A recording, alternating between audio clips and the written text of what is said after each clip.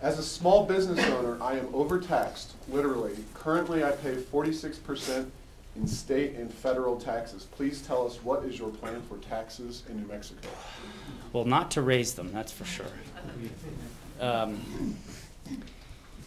You know, I mentioned that we're looking at 32 or 34 new taxes, and I certainly think in these economic times, raising taxes is not the solution for anybody. And I'm a small business person too, and I was just hit with a notice from the state that they had decided to look at my 2007 taxes and they thought I should pay some more. So I know what that's like, and it is certainly unpleasant when you have to make a payroll, pay health care, and all the other things that are associated with running a small business.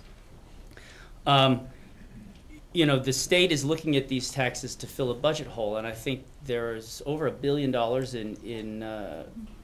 in unappropriated funds for projects, and yet we can't seem to kill those projects. It seems common sense. Rather than raising taxes, you stop spending money that you have allocated, even though it hasn't been spent yet.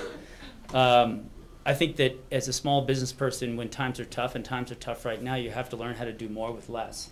And I think state government should be no different than that. We talked about reducing the size of state government, and before we start talking about raising taxes on businesses, we need to start talking about running a state that's far more efficient.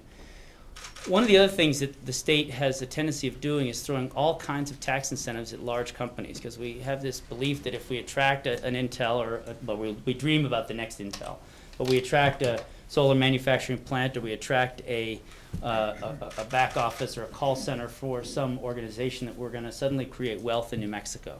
The reality is wealth is created by companies, by small businesses. And they're businesses that choose to be here, not come here because they're being paid a whole ton of money to build a new building or being given a large amount of tax credits.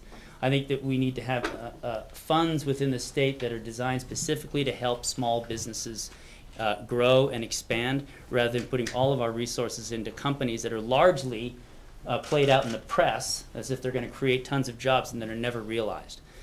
So definitely a greater focus on small business and less of a focus on sort of the dream that some major Microsoft is going to come back to New Mexico and we're going to pay for them to come here.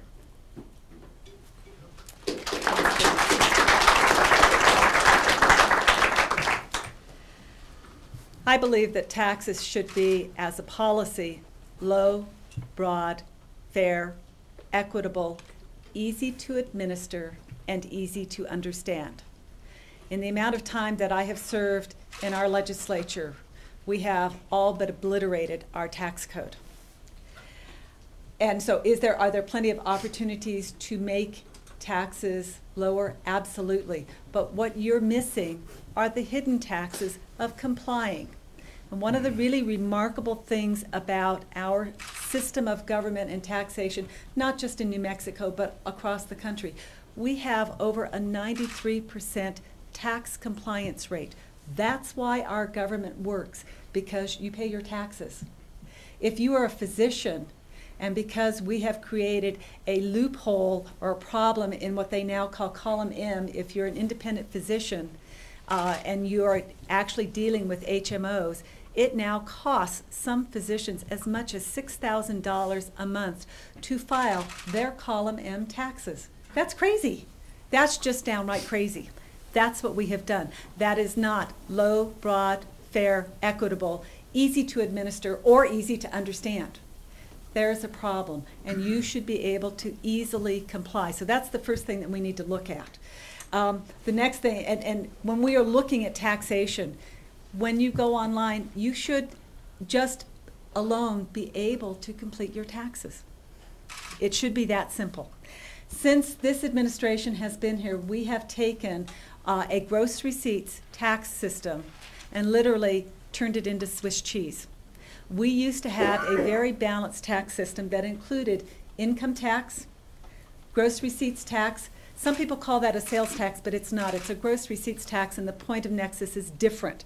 Property tax, and in our state, the property tax has been remarkably low. I know any of you who have experienced tax lightning are going to argue that, but they are low. And corporate taxes.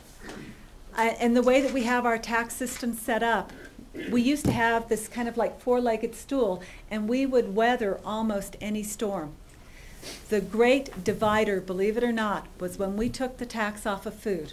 And I will tell you that that sounded mean, but it was the lowest, broadest, fairest tax. When we took the tax off of food, we destabilized the cities, the counties. Can we take it back? No. I think our only direction forward is actually to switch to a sales tax type of taxation. But this particular administration has created a vertical tax system.